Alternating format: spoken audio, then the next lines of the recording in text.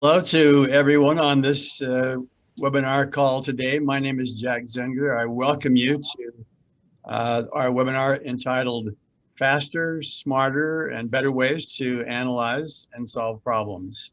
We welcome you, and there will be 4 people today who will be involved in our webinar event.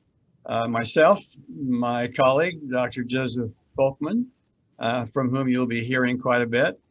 Toward the end of our webinar, you will hear an offer to you from our Regional Vice President, Jill Mancini. So Jill, kind of say hi if you would to.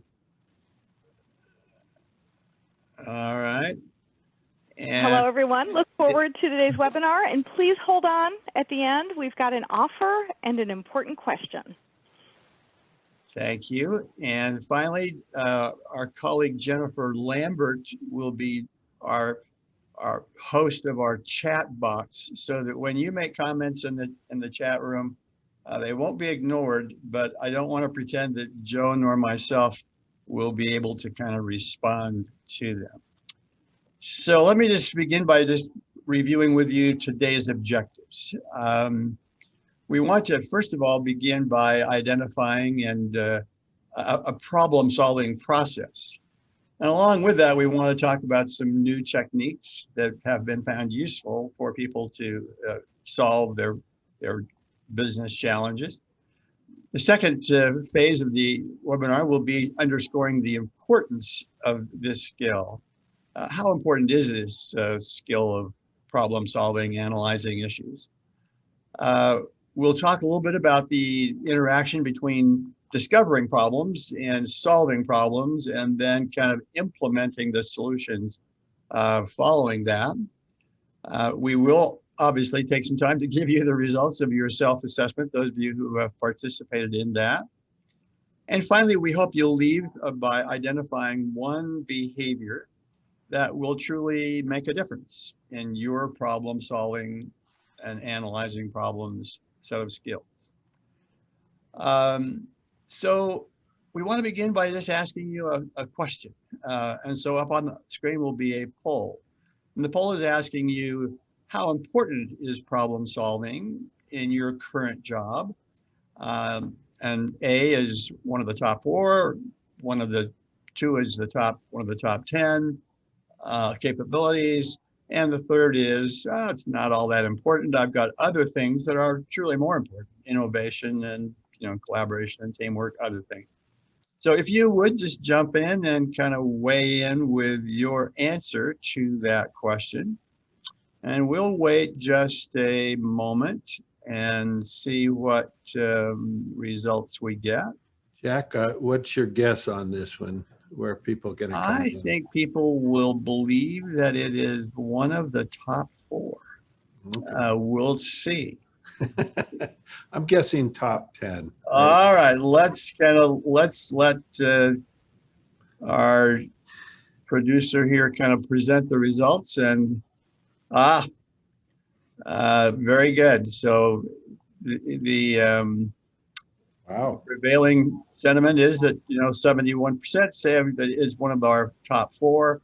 About 29% say it's one of the top 10, and that's really everybody. Okay, thank you.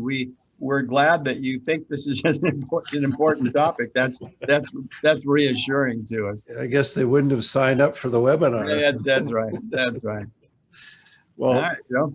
As you think about that, we actually asked about 1.5 million people that same question. Well, it was a little bit different. We said, here's 19 competencies. What are the top 4, most important for you to do well to be successful in your job? And we have them rank ordered there. You can see that inspires and motivates others is number 1, but very close to it. I mean, in fact, I did a little later analysis and I added data from the pandemic, and it actually shifted to number 1. Oh, really? The pandemic, it's like solve a problem. I've got a really big problem. But it's 37% of the people chose that as one of the top 4. And that's kind of surprising, because when you think about these competencies that are really important and you know, and like saying inspires, you know, and drives for results and honesty and integrity. These are, but solves problems seems kind of common. But what I've found in our research, Jack, is, boy, this thing is so important and it has a lot of influence. And we're going to explore that more as we go through the Right. data here. Thank you. Okay, next we just want to say a word or two about a problem-solving process. We deliberately did not say that this was the problem-solving process because, as many of you know, if you look in the literature, you'll see lots of different versions of how you go about solving problems. But we just thought that so that we would all have a common understanding, that we would kind of go through what we believe to be the problem-solving process that is probably most common. Begins by identifying what the problem is. It moves on to a data collection phase where people walk around the problem and try to see it from different perspectives. They do their best to find, so what is the root cause of this that really is underlying this fundamental kind of concern. We know that one important part of the problem-solving process is to think of alternative solutions. And there's a lot of data that suggests that when you rigorously discipline yourselves to think of at least 3 different solutions that are somewhat, unique and different from each other, and then from those 3 or more that you identified, if you can then select some combination or the one that is the most likely solution, you have a better outcome. And then, obviously, when you're solving problems, it's easy to have unintended consequences of the solution that you've chosen. So the next phase of the problem-solving process that we're proposing to you is that you take a moment to say, okay, what might go wrong in all this? And then how do we go about implementing it? And what are the milestones that we want to use to measure? And so that there maybe you can also create some way of measuring the effectiveness of your implementation. Now, it's one thing to be a good problem solver, but one of the things that we've observed is that there are people who are really good at solving problems. If you give them all the data, clearly define the problem, and this is what business school students sometimes really get good at. When you give them a case study and you give them all the information, then they're pretty good at kind of finding the solution. But wait a minute, how good are they at standing back in a real live organizational setting and saying, what are the problems we have here? What should I be focused on? And so we've given you some thoughts about how might you go about more effectively identifying problems that need your attention. One is to sort of ask yourself, what in our organization is this taking way too much time? What's being hard to execute? What's being inefficient? Where do we see things that are just unduly complex? You've all heard the metaphor of there's a bunch of logs floating down a river and they get stuck. And there's this giant log jam. And loggers have discovered that if you look carefully at the log jam, there's often one log that if you reach in and somehow grab it and dislodge it, everything flows downstream. And so the other idea we have about helping you to think about how do I go about truly identifying the important problems that our organization faces is to say, what is the log in the log jam in our company? And maybe one final thought would be, what do I hear people complaining about? What do I hear rumblings about in the organization? And maybe deliberately asking, what are the processes? What are the systems? What are the approval mechanisms that we require that really are getting in the way? So those are just some thoughts about the whole process of identifying a problem to solve. Now, we mentioned earlier that we would just kind of introduce you to a few techniques. And so on your screen, what you see are, this is not, we do not pretend this to be an exhaustive list. We don't pretend that this is, all of the good ideas that have ever been thought about in terms of problem solving, but we wanted to just introduce you to a handful of them.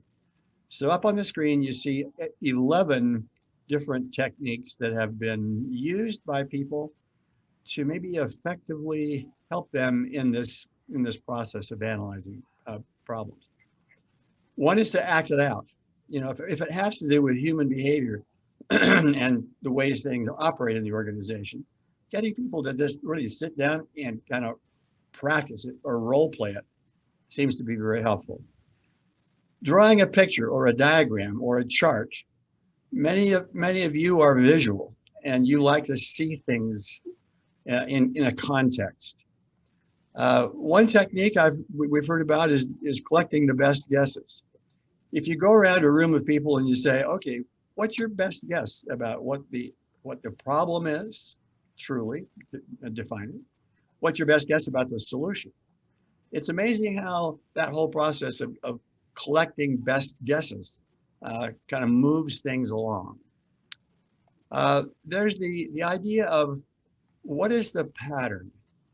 One of the great geniuses of some of our best management thinkers, people like Peter Drucker, was their ability to stand back and see, is there a pattern to what's happening here? What is that pattern? Another technique is to break bigger problems into smaller chunks. Often a big problem is a composite of many small problems. And so breaking it into chunks kind of often helps. One that we've heard about that is kind of interesting is working backwards. Assume for a moment that we'd solve this problem. Assume that we'd really find a really elegant solution to this. How do you think we got here? What is the most likely way that we arrived at this solution? And can we now backward solve, working backwards, can we see what would be the most likely way that we would arrive at a really good solution? You're all familiar with brainstorming, this wonderfully popular technique of kind of calling all halt to evaluation and saying, we're going to go for volume. We want as many good ideas as possible, good solutions. Let's withhold judgment. Let's not sort of disparage anybody else's idea, because we found that sometimes just getting a sheer volume of ideas is a tremendous way to move it forward. One technique that many of you maybe have heard about is a fishbone diagram. So at the mouth of the fish on the diagram, the technique is you kind of write down what you believe to be the root cause. And then you draw a spine going out from the mouth. And then you, off that spine, begin to list what are the causes, what are the symptoms of this problem? And underneath, what are the causes of those symptoms? And the very process of trying to go through in detail, laying out symptoms, causes, begins to help understand what is the overall grand picture of this, kind of thorny problem that you're all trying to collectively solve. One thing that people have found very useful is to say, okay, here's our problem. What's a good metaphor or an analogy that would maybe be a different way of thinking about it? But it would have a lot of similarities. It would have a lot of the same characteristics. Certainly, the technique of constantly driving toward what's the root cause, not just what are the symptoms, but what's the root cause. There's a classic story in the world of medicine. As I grew up as a young boy, I had some friends whose fathers had ulcers. And I remember through much of my life that the treatment for ulcers was to take Pepto-Bismol and antacids and Alka-Seltzer and to not eat salads. And there were all kinds of answers to this. What's the treatment for having peptic ulcers? And then a couple of Australian, one a biologist and one a physician, said, we don't think that this is the right approach at all. And they said, when we've done autopsies on patients with peptic ulcers, we've seen that they always had a fairly large amount of bacteria in their stomachs. So they were the ones who identified the fact that Helicobacter pylori, a bacterial organism, was the real cause of ulcers. It was the root cause. And when they began to treat that, finally, you very seldom today hear about people who suffered from stomach ulcers the way it was true in my early years, in my early lifetime. And finally, this other problem-solving technique that's really kind of interesting is kind of what our 2-year-old children or grandchildren are really good at, which is to constantly say, why? Why? Why? And if you do that about 5 times, you kind of help people drill down on, okay, so yes, why, but why that? And yes, why that? Why that? And that whole process of just kind of insistently drilling down seems to be a really interesting technique for helping people in the problem-solving process. Well, again, this was not an exhaustive list. There are other things, but we wanted to open our eyes to the fact that there are some really fascinating techniques that help people in the problem-solving process. Well, Jack, that's a very good list. And we're going to talk about this because we think just solving the problem only gets you halfway there, right?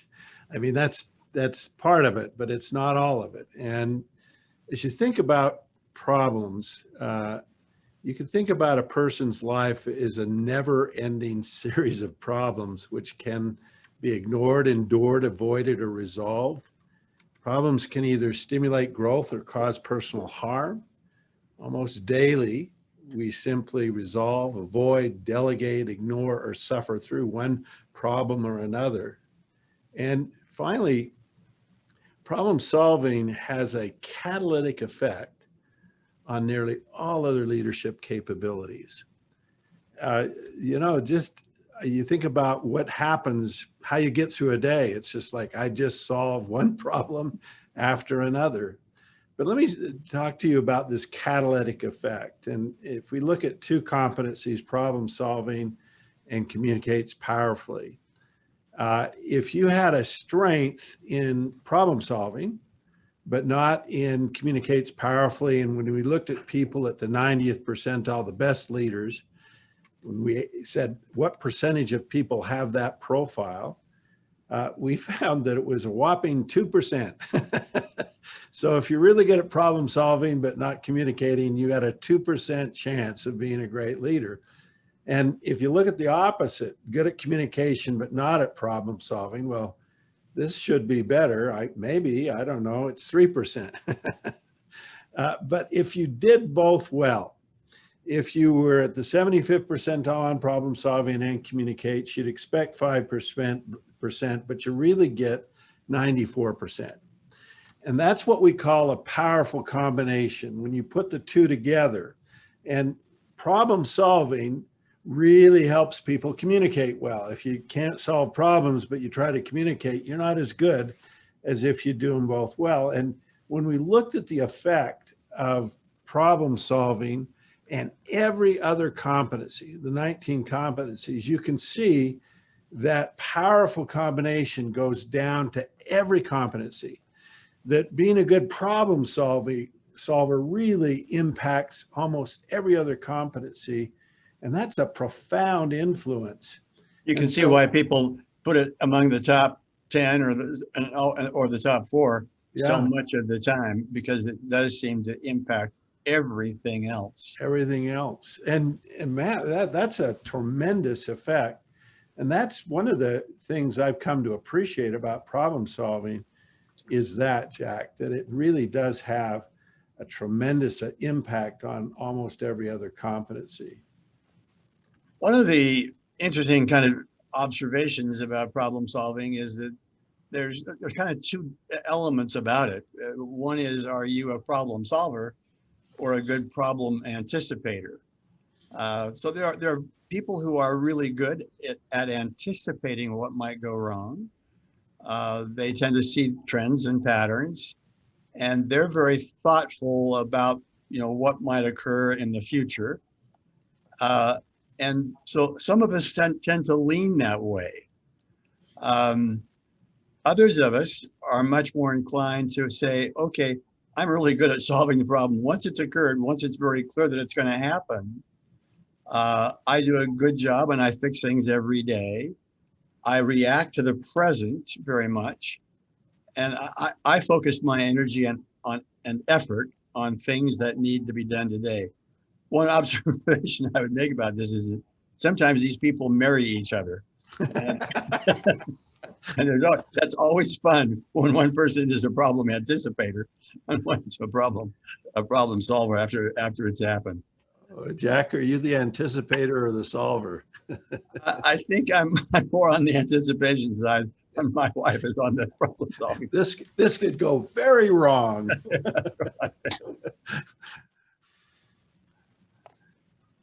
All right.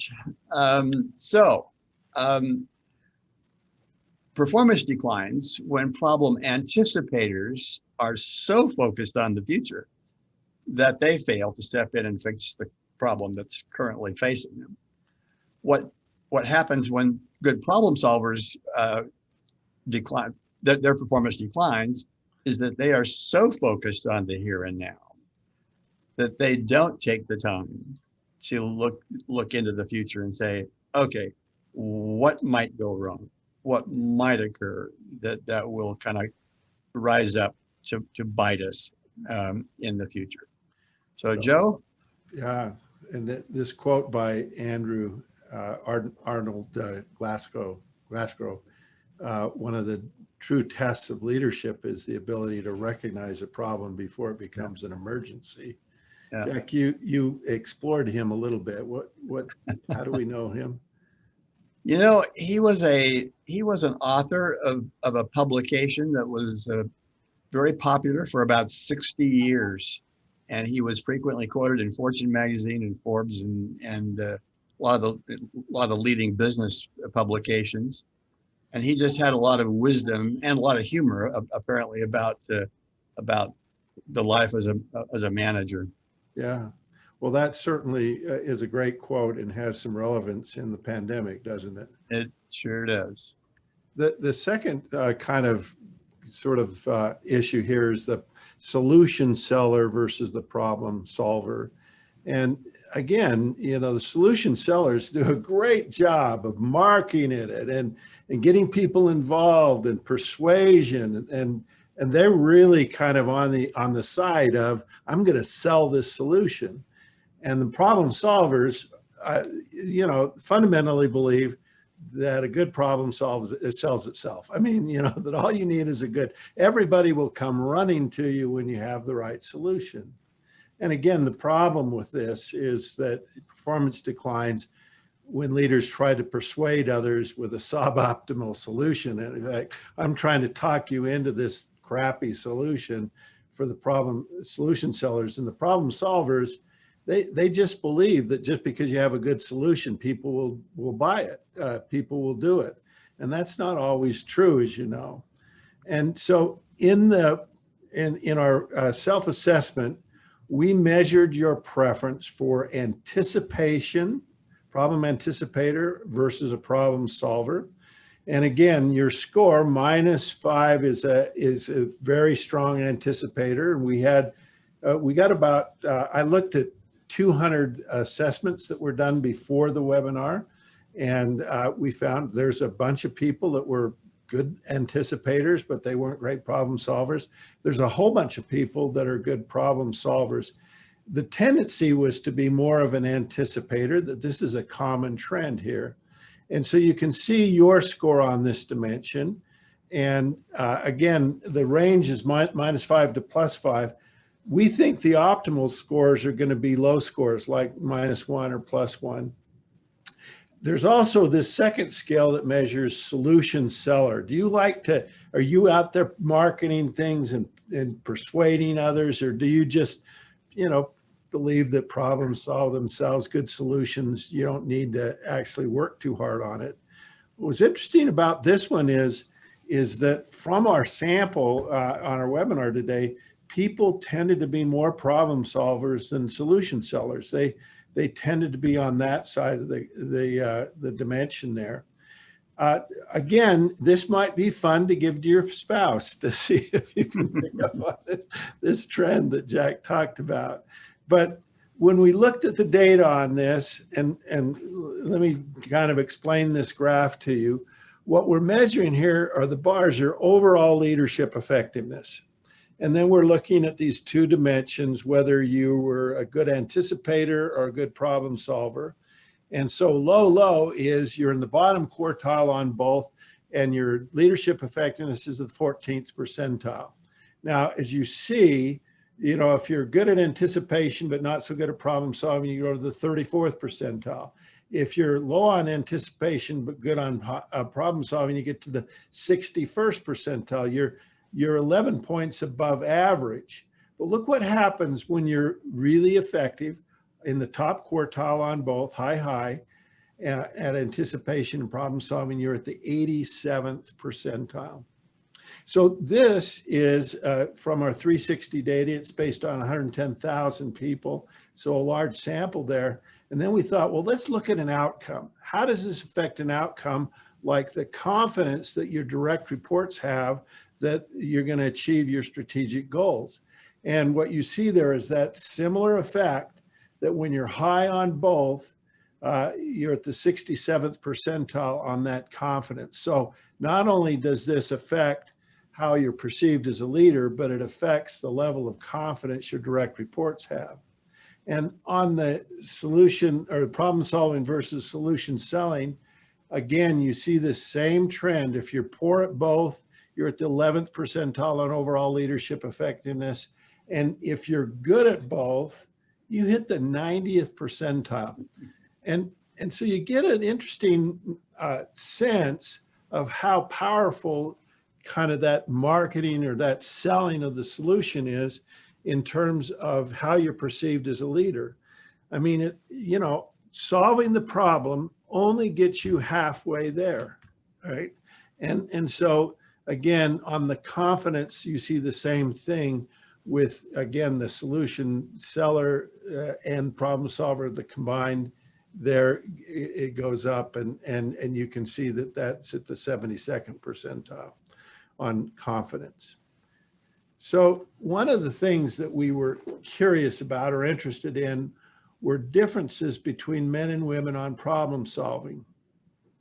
And we looked at two different competencies here, is technical expertise and problem solving skills. And what you see here is that men tend to be significantly more effective, and this is 47,000 men, so and 24,000 women, so a large sample here. They tended to be significantly better at technical expertise than they were and women were not as good at technical expertise. And you would think that having good technical expertise would help you be a better problem solver, and it does.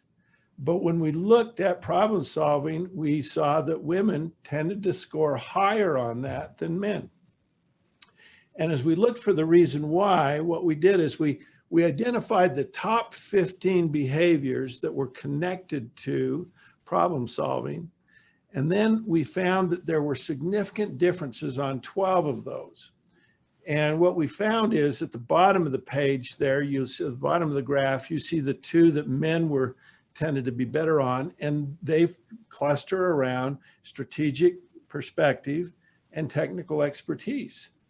And on the top of the page, you'll see that women were much better at taking initiative, being a role model, collaboration and cooperation, communication, setting stretch goals and getting people to stretch, quickly recognizing where change was needed, keeping people focused on the highest priority, and understanding the problem context. And so again, this emphasizes the fact that just having a good solution is not enough.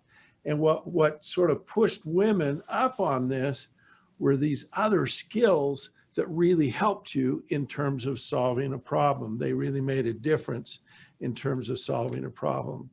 Another thing we looked at were levels of management, and we found that, again, the two groups that were the most effective at solving problems were top management and individual contributors. Senior management was close, but you know, they seem to have the most problems in front of them.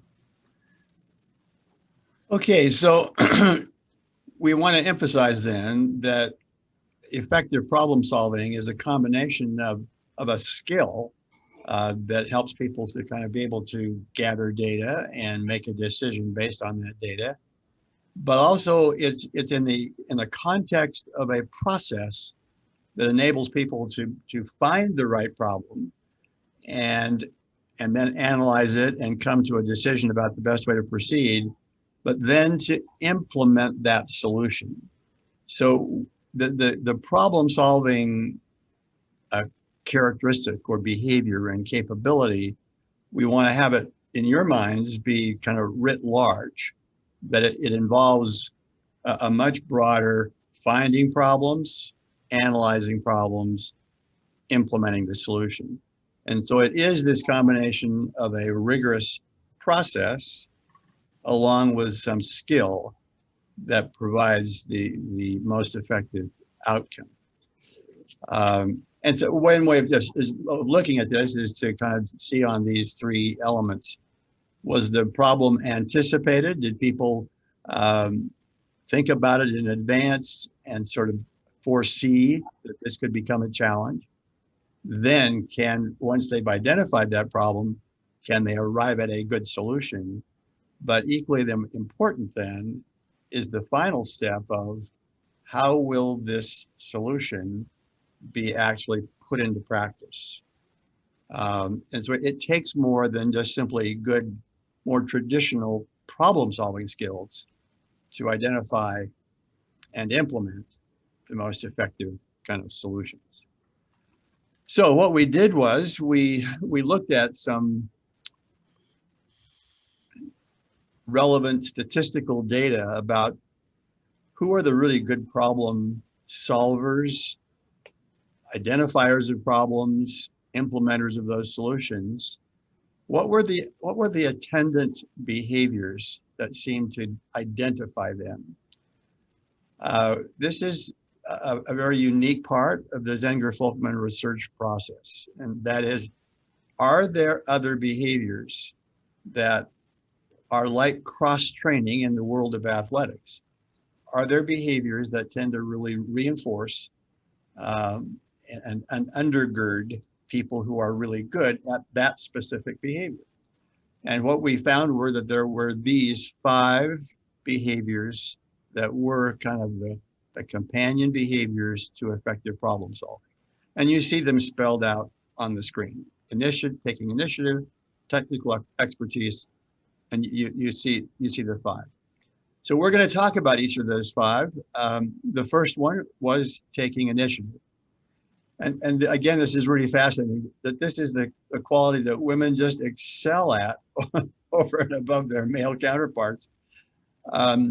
They don't endure problems. They take the initiative to kind of wrestle them to the ground, and they are much more prone to jump into it and find excellent solutions. But one of the most powerful companion behaviors was taking initiative. You know, the second one was technical expertise, Jack. And again, this really gets at how do you find the solution? And obviously having deep knowledge and extensive experience are key variables in solving a problem. but oftentimes you're going to come to problems where you're not the expert, right? Where you don't have the answer. And one of the worst things a manager can do is try to solve a problem because he's in a role or she's in a role, but they don't have the experience or the emphasis. And this is the opportunity you have to reach out to other people who are experts. One of the things we're moving to in work today is the complexity is high, and very few of us have all the knowledge that we need. Before this webinar, Jack and I were trying to get the printer to work. And it was a little bit like the movie Dumb and Dumber, but I mean, it still doesn't work. But we tried hard, and that's there's so many issues where you don't have the knowledge and you don't have the expertise, and that's where you bring other people in and you bring in the experts, and not being intimidated by that, but embracing that can really help you be a great problem solver. Is if you don't have the expertise, find it. The third companion behavior was strategic perspective. And we actually focused on this subject in one of our prior webinars.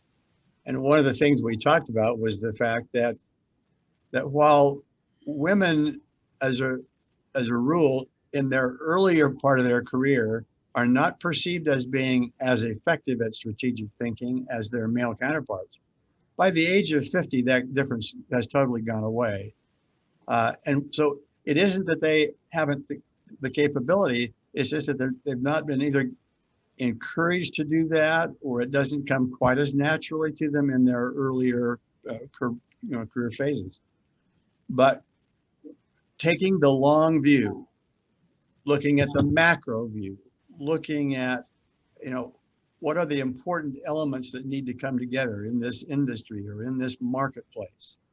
That ability is very crucial to being a truly effective problem solver, and particularly in the analyzing of the problem, but in identifying it beforehand, and then in the implementation process, and to create a permanent solution for this issue.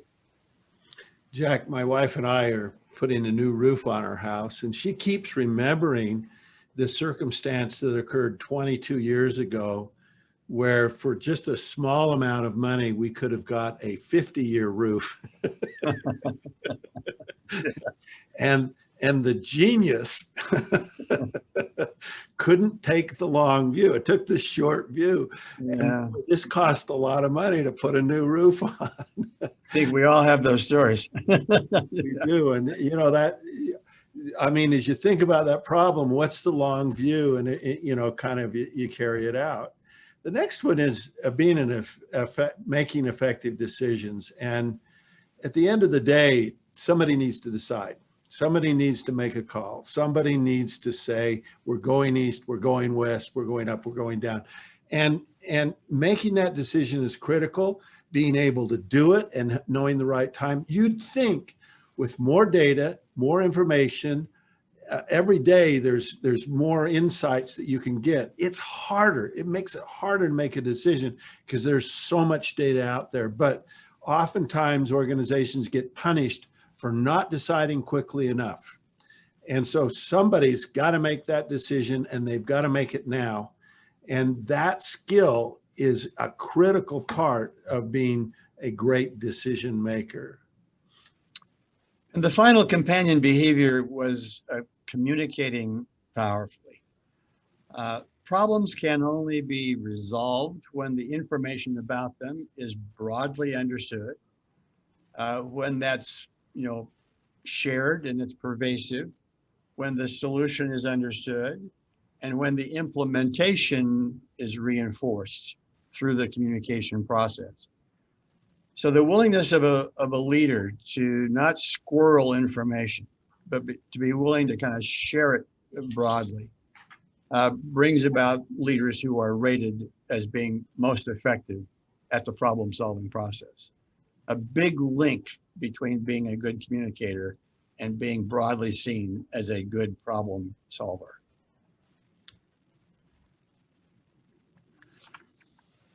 All right, so communicating and implementing solutions to problems includes reinforcing the importance of communicating decisions to others, identifying what should and should not be communicated, creating a kind of a package that you can give people to disseminate this information, identifying the people who will be impacted by the solution and any potential negative effects that might bounce off of other people around you. And then finally, finding good and meaningful ways to measure the successful implementation of the issue that's being focused upon. So those are the 5 companion behaviors. And in the self-assessment, you measured yourself on those 5. And this first part of the assessment looks at your preference. Your preference really gets at your passion, your energy, your enthusiasm for those things. These are the things you like to do. And no doubt, a higher score here is going to be something that you like more, that you enjoy more, and that you really would prefer to do. So that this shows your preference. Again, the scores range from +12 to -4. It's interesting, Jack, the highest preference for this group was strategic perspective. They tended to have a higher preference for strategic perspective than the other ones. The second highest was technical expertise, technical professional acumen. So look through that, and these are your preferences and the low scores. Now, what's interesting is the second part of the assessment gets at your effectiveness, right? So we measured your preference for doing one or one of the 5.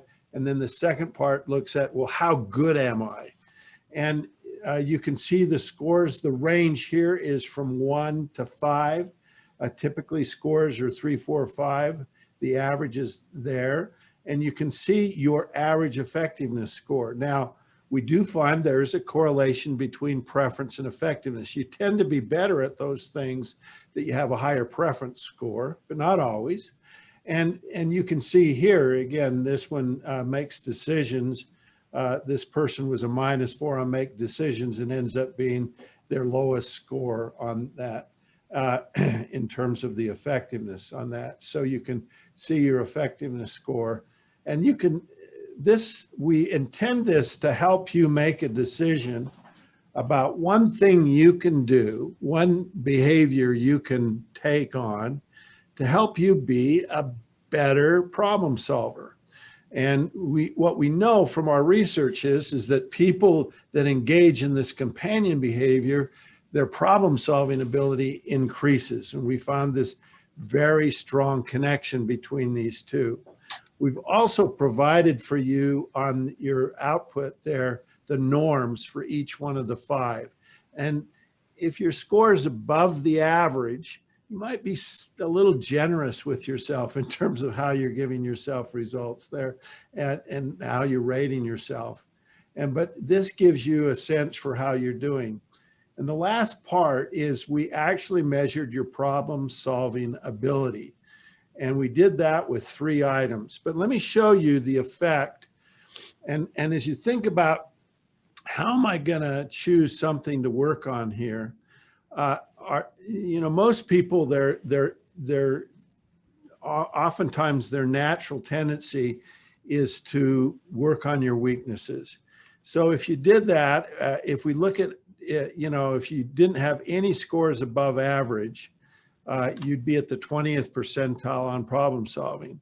Now, if you move 1 to above average, one of the 5 companion behaviors, your effectiveness on problem solving goes to 39th, 250th, 362nd, 480th, all 5, the 81st.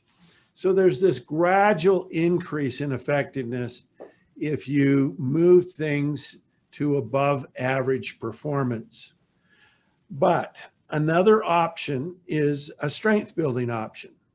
Wonder if you were really good at 1, 2, or 3 of these. So let me show you the impact of strengths. Now, again, to get to the 77th percentile, you'd need to have above average performance on, well, 3.5 of these. But if you just did one of these 5 well, your average performance on problem solving is the 77th. 2 well, it's the 86th, and 3 well, you're at the coveted 90th percentile. So we really think that having a strength building approach might be the best approach here. And Jack's going to talk a little bit about how you'd select one of these capabilities to work on for development. Yeah, so we very much encourage you to think about choosing one of these that you might want to focus on. And one way of going about that is to look at what is my lowest score. What is maybe the one I'm not doing as well. But also, stop and ponder which behavior that I might improve would have the most significant impact on my overall performance in the job that I'm currently working in. We don't think it's necessary to go away to a university program. Your job is a great classroom. It's a great laboratory in which to learn and practice new behavior. And so if you will stop and think about, so which of those 5 companion behaviors, if I were to focus on that, would make the biggest difference? And third, is there something about which you're reasonably passionate that would also then help you to succeed in that work? So whether it's strategic thinking or whether it's more effectiveness in communication, whether it's taking initiative, whichever of those 5, where is your passion? What are you really reasonably passionate about improving? Joe? Those are really good criteria, Jack. And so we're going to do another poll now. And what we'd like you to do is weigh in, select one of the 5 that you'd like to work on and to improve. So, Jack, any guesses here? Oh boy. Well, based on your previous data, it would sound like there's a lot that would be leaning towards strategic perspective, but let's just kind of see. This will be, I'm not very good at predicting. Decision making, but they're all good choices, aren't they? They are good choices. You know, what's hard about problem solving is when you think about improving that as a competency, you just kind of go, well, I need to solve problems better. It's like, but how? And really, sometimes it's not solving the problem. It's all that other stuff. It's selling the solution, and it's doing those things. So, let's see. So the leading choice was 38% on communicating powerfully. That's interesting. And by the way, that is the competency that we've seen is the easiest to improve. That we're getting, more improvement on that competency. And I think it's easy to do. It's just that we're dumb about it. We don't communicate as well. It's the willingness to kind of take the time and to not sort of hoard information and keep it to yourself. I mean, there's some very basic fundamentals to it. Well, thank you for having chosen that. Those of you who are interested in knowing how to improve each of those companion behaviors, we are going to offer you a development guide. So when you complete the exit kind of feedback form to us, you will have the opportunity to access this development guide for yourself. What it does is it gives a brief, again, description of what that behavior is and it gives some suggestions about things that you might do, pretty concrete, pretty palpable ways of going about and improving how you would go about strengthening that behavior. These are really helpful tools. Now, let me just talk about one last little piece of data that we measured you on in the self-assessment, and we actually ask you to rate your effectiveness on solving problems. And we used our, 3 items on this index, so it's a little more rigorous. We wanted to give you a little better assessment there. Now, here's a little trick here. If you look at your score on that and kind of keep it in mind, so this score is 4.33. And if you look at this graph here, and if you look at your score, this shows you the correlation between self-scores for 100,000 leaders and percentile scores as rated by others. And we do find that in about 75% of the cases, you really are a pretty good estimator of your effectiveness. So if you look at your score and you can rate your effectiveness on this one, this person rates themselves right almost at the 90th percentile. So they think they're pretty good. So the only problem with the self-score, there is one little problem with the self-score. And in about 25% of the cases, you fool yourself. And I wish I had a way to tell you if you're one of those where the self-score is wrong. I can't. I don't know how to do it. Well, there's only one way I do know how to do it, and that is by actually participating in a 360 assessment. And we can see some tremendous value in that. And by getting that 360 data, you can actually know where you are on this very critical competency and what your score is as rated by others. But I think that should just interest you a little bit in the process. All right, so before you have a chance to hear from Jill Mancini with a special offer that we're going to make available to you all, let me just conclude by sharing with you a quote from a well-known author, T. Harv Eker, who said, "The bottom line is that if you become a master at handling problems and overcoming obstacles, what can stop you from success? The answer is nothing. If nothing can stop you, you become unstoppable." We thought that was kind of a fun, observation about the problem-solving outcome. So Jill, kind of, what would you like to share with this group? Oh, thank you, Jack. Thank you, Joe. And thanks to all the participants. It was a lively and very appreciative chat, and we'll be circling back with you on your questions. What you saw today is our approach to leadership development, whether it's for a specific topic, like today's topic, or overall leadership effectiveness, as in the extraordinary leader. Jack and Joe's work helps define what extraordinary looks like in a particular situation, provides a way for you to measure it through self-assessment or multi-rater, develop your strength through companion competencies, and then weave this into your everyday work and make it sustainable.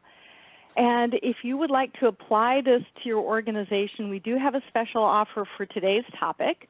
So Jack and Joe would work with you and your organization to take this content to your teams and do it at a special price that's noted here. And when you do the exit survey, there's an opportunity for you to tell us, hey, I'm interested, contact me, I'd like to learn more. It's also through that exit survey that you'll get more, and you'll get the opportunity to download your development guide. And we're going to ask you a really important question, because we love your feedback on the assessments, but we also miss you. We miss the chance to see people in person. So in the exit survey, we'd like to ask, there's an opportunity for you to tell us, when the CDC says it's safe for us to get together again, when do you think you would be interested in participating in a live session? So please take a minute, give us your feedback, complete the survey. We want to hear from you, and we want to continue the conversation. So thank you very much. And I think the next slide will tell you how to get there.